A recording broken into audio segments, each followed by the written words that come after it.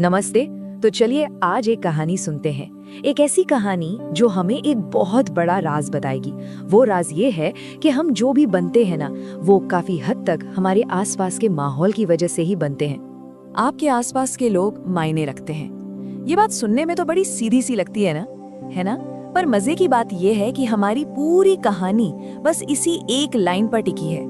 चलिए देखते हैं कि कैसे हमारे दोस्त और हमारा माहौल मिलकर हमारी किस्मत लिख सकते हैं। तो हमारी कहानी की शुरुआत होती है एक छोटी सी बीज के एक बहुत बड़े सपने से। मिलिए बीजू से। वो बस एक नन्हा सा बीज था, लेकिन उसके अंदर ना उम्मीदों का एक पूरा जंगल था। उसका एक ही सपना था, आसमान को छूना, एक विशाल और मजबूत पेड़ बनकर दुनिया को देखना।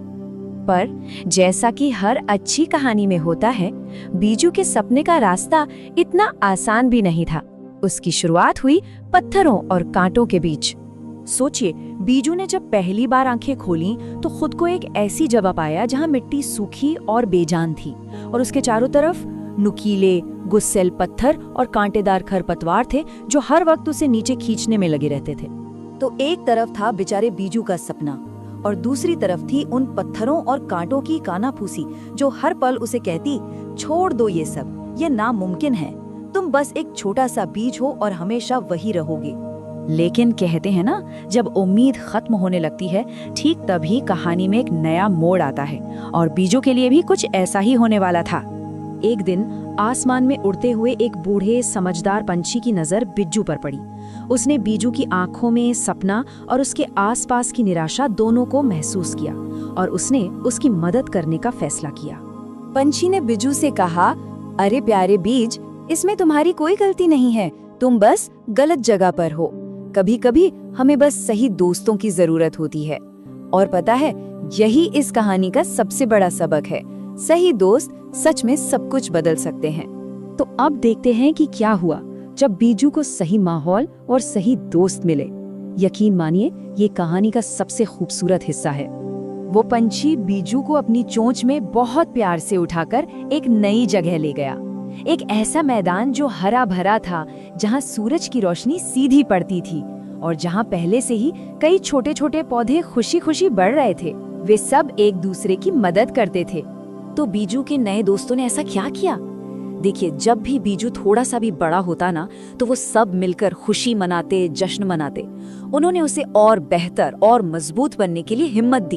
और सबसे जरूरी बात, वो समझते थे कि एक बीज से पेड़ बनने का सफर कितना मुश्किल होता है, क्योंकि वो सब भी तो उसी रास्ते पर थे। और नतीजा क्या हुआ?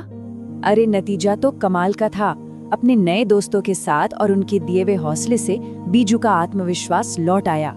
वो बढ़ता गया और आखिरकार वो एक लंबा, मजबूत और खूबसूरत पेड़ बन गया, ठीक वैसा ही जैसा उसने हमेशा सपना देखा था। तो बीजू की इस छोटी सी कहानी से हमें क्या सीखने को मिलता है? इसमें ना हमारे लिए कुछ बहुत जरूरी बातें छिपी हैं। चलिए उन्हें समझते हैं। सबसे पहला और सबसे बड़ा सबक तो ये है, हमेशा उन लोगों के साथ रहना चाहिए जो खुद भी आगे बढ़ रहे हैं और हमें भी बढ़ते हुए देखना चाहते हैं। जैसे बीजू को वो पौधे मिले, हमें भी वैसे ही दोस्त और साथी खोजने चाहिए। और आखिर में सबसे जरूरी बात, हमारा माहौल ही हमें बनाता है, हमें आकार देता है।